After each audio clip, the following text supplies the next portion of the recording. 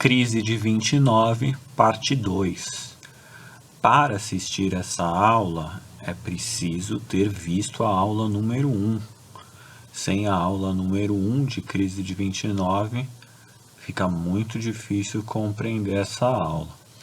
Tanto é que eu vou fazer uma breve recapitulação da aula 1 antes de partir para essa segunda parte aqui. Rapidinho, tá? Crise de 29, gente, o que foi? Foi uma crise que se iniciou nos Estados Unidos da América com a queda da Bolsa de Valores de Nova York, e essa crise econômica se expandiu para todo o mundo ocidental que estava integrado dentro da ordem capitalista. O único país que não foi atingido foi a União Soviética, que vivia isolada das economias capitalistas, estava ali implementando suas medidas econômicas socialistas. Vamos rapidamente recapitular as origens dessa crise, gente. Primeira coisa que a gente viu foi que, após a Primeira Guerra Mundial, os países europeus estiveram devastados pela guerra, sua infraestrutura estava devastada, suas estradas, sua agricultura, sua farmacêutica, e quem abasteceu o mercado europeu durante esse período pós-guerra foi os Estados Unidos, com as suas empresas, com as suas indústrias. Aqui, mais uma vez, o gráfico das áreas que os Estados Unidos investiu no mundo. Automóveis, petróleo gera energia, petróleo gera plástico, petróleo gera uma série de objetos derivados, né? O carvão, que é fonte de energia também, o ferro e aço para construção de ferrovias, trens, prédios, cobre e alumínio, também utilizado na construção civil.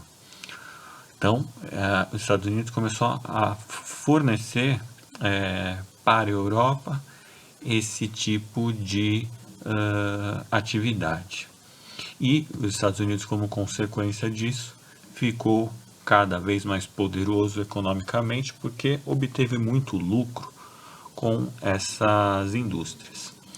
E criou-se o American Way of Life, que foi um estado de prosperidade econômica durante a década de 10 e 20, durante a década de 20, né, que gerou o chamado American Way of Life, uma grande euforia em torno do consumismo. E a vida se tornou sinônimo de consumismo.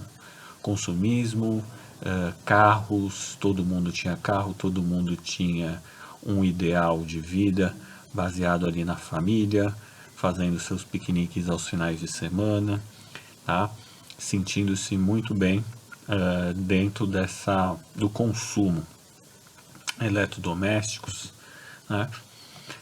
Os arranha-céus, olha só as obras que vão sendo feitas como sinal dessa pujança econômica, né? Mas a gente viu também que a partir de um determinado momento, essa produção dessas indústrias, ela começou a produzir muito, e enquanto ela produzia muito, a Europa, que vinha recebendo ajuda dos Estados Unidos, agora já estava começando a se recuperar, dando sinais de recuperação.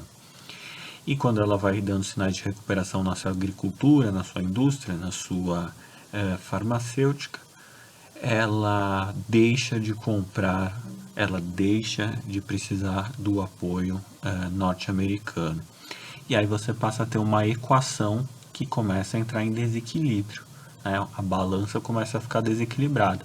Os Estados Unidos estão produzindo demais e a Europa já não está mais consumindo tanto as mercadorias norte-americanas. O que vai acontecer? As bolsas de valores, né? Quem havia investido nas bolsas de valores, em ações dessas empresas, vai começar a ter prejuízo. Por quê? Porque a bolsa de valores é onde se vende ações, e ações são pedaços de empresas. Então, durante aquele período de grande crescimento econômico, muita gente comprou ação dessas empresas na bolsa de valores, fazendo uma aposta para o futuro, pois imaginava que essa progressão econômica ia ser sempre crescente, né? Então, elas compravam ações e esperavam no ano seguinte obter lucro. E depois de 2 anos obter mais lucro, 200%, depois de 4 anos 400, 500, 600, 700%, era essa projeção que se fazia. Acontece que dentro dessa aposta, dentro dessa projeção, não houve, ela não se concretizou, tá? Porque houve a superprodução e o mercado europeu já não consumiu mais, e quando o mercado europeu passa de consumir, o valor das ações despenca na bolsa de valores, né? E aí, como essas ações perdem o valor, as empresas desvalorizam, o dinheiro deixa de ter valor, e aí o que acontece? Pânico, desemprego, suicídios, falências, recessão. É isso que começa a acontecer a partir de 29 nos Estados Unidos. E olha só, né? As pessoas saem às ruas, começa a ter quebra-quebra, começa a ter manifestação, começa a ter mal-estar, começa a ter uma série de desempregados, falências generalizadas, tá? E a Europa também vai sentir os efeitos disso, porque embora ela estivesse se recuperando economicamente, ela ainda não conseguia andar totalmente com as próprias pernas. E aí você vai ter uma bola de neve, porque quebra a bolsa em Nova York, nos Estados Unidos, e aí também quem estava começando a subir economicamente também volta a cair mais uma vez. E aí você vai ter uma crise no mundo do capitalismo generalizado, enquanto isso a União Soviética está só olhando de longe, totalmente indiferente a isso, uma vez que ela não foi atingida.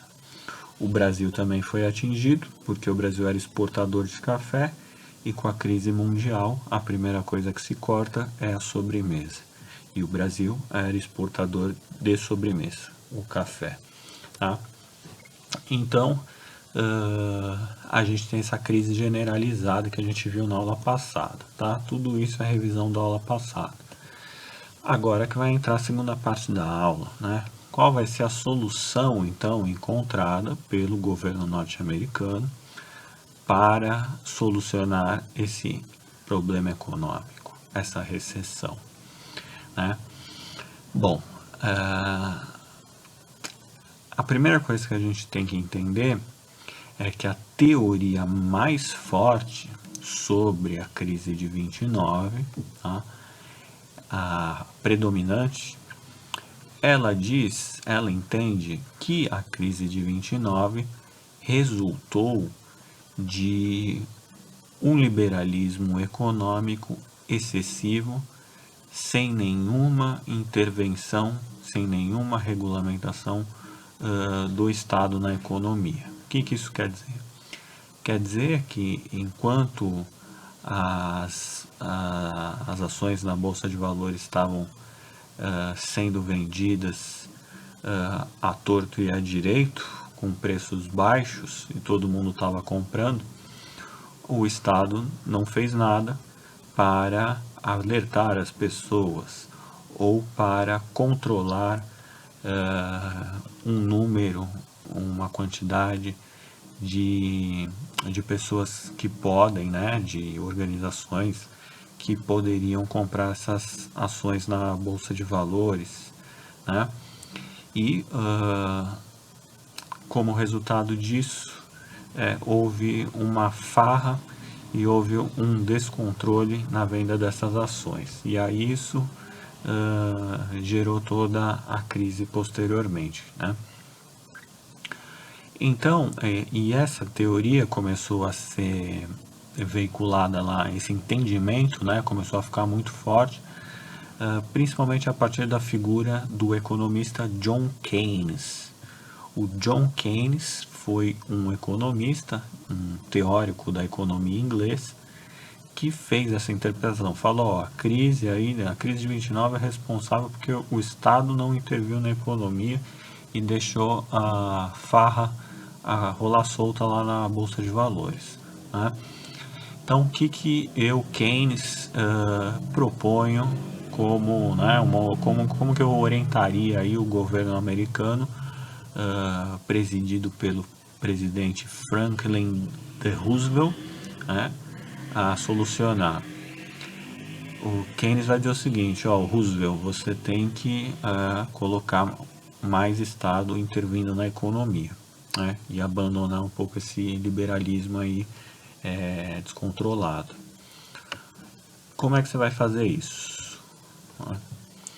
E aí tem algumas propostas do Keynes. O Keynes falou o seguinte, ó, você vai inventar trabalho. Você vai inventar trabalho. Como é que você vai inventar trabalho? Pega o teu país e enche ele de obras públicas. Constrói estrada para tudo que é lugar, ponte, viaduto. Inventa trabalho, porque aí você aumenta a necessidade de pessoas para trabalharem nessas obras. E como está cheio de desempregado, aí você bota esses desempregados para trabalharem na reconstrução, na construção de obras públicas. Olha aqui, né? E aí, ao mesmo tempo, também você melhora a infraestrutura aí dos Estados Unidos. Então, os Estados Unidos vai pipocar de obra pública com o Franklin D. Roosevelt, né? Ele vai criar, mandar fazer viaduto, estrada para tudo que é lugar.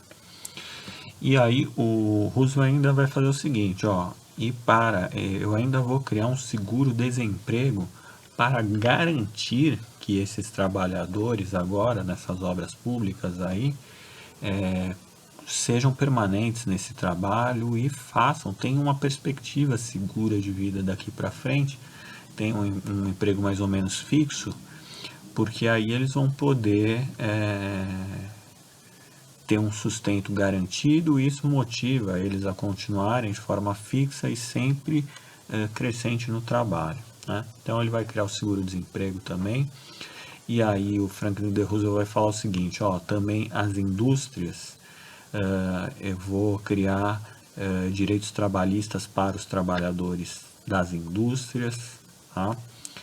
E vamos controlar a produção de gêneros agrícolas.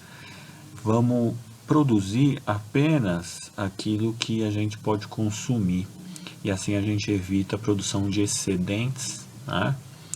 E aí os preços voltam a ficar equilibrados, né? Isso é uma medida quase socialista, né? O controle dos preços, né? Então isso é o Estado intervindo na economia, né? E aí o Franklin D. Roosevelt vai tomar essas medidas, orientadas lá pelo Keynes. E aí olha só esse gráfico que interessante. A gente vai começar a ver a recuperação econômica dos Estados Unidos. Em 1929, olha só, aqui foi o crash de 88, foi para 75 a renda nacional dos Estados Unidos, então decaiu. De 30 para 31, olha só, mais um declínio substancial, 75 para 59. A partir de 31 para 32 é que você vai ter uma melhora tímida. De 32 para 33, outra melhora tímida. De 33 para 34, mais um baque. De 34 para 35, mais uma melhora. De 35 para 36, outra melhora. De 36 para 37, uma melhora considerável. De 74 para 67, um breve declínio. De 67 para 73, uma nova melhora. E de 73 para 81, uma nova melhora. Tá? Então, de 40 para frente, ainda um crescimento maior. Então, olha só esse gráfico como ele ilustra a recuperação econômica dos Estados Unidos na década de 30. Né? qual é o significado dessa crise? Para a gente finalizar, ela, em primeiro lugar, se a gente for seguir a teoria do Keynes, a gente pode dizer que a crise evidenciou, né, a crise do liberalismo econômico, né? Evidenciou a crise do liberalismo econômico e evidenciou o fim do liberalismo econômico como proposta de solução da crise do capitalismo, né? No lugar do liberalismo econômico vai se criar o Estado passa a intervir na economia. E aí, esse modelo de intervenção do Estado na economia vai ganhar o mundo, porque aí o mundo vai se influenciar por esse modelo adotado nos Estados Unidos. E aí esse planejamento estatal, essa intervenção do Estado, né, passa a ser conhecido como um planejamento estatal na economia.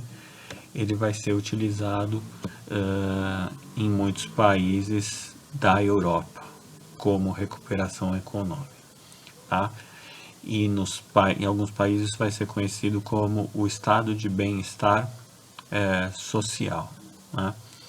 E esse estado de bem-estar social vai ficar vigente ali nas décadas de 40, 50, 60, até que nos anos 70 a gente vai ter mais uma vez o retorno das teorias, das ideias do liberalismo econômico difundidas ali pela Europa, principalmente a partir da Inglaterra, de Margaret Thatcher, e Ronald Reagan nos Estados Unidos a partir de 1980, né? E aí esse modelo do neoliberalismo, né, como é chamado, ele vai passar a ser vigente na Europa e depois vai chegar na América Latina, em países como o Chile e o Brasil, e um pouco da Argentina também, a partir dos anos 90, 1990 e 2000, tá? Isso a gente vai ver posteriormente nas aulas de Brasil. Ok? É isso aí, gente. Um grande abraço aí.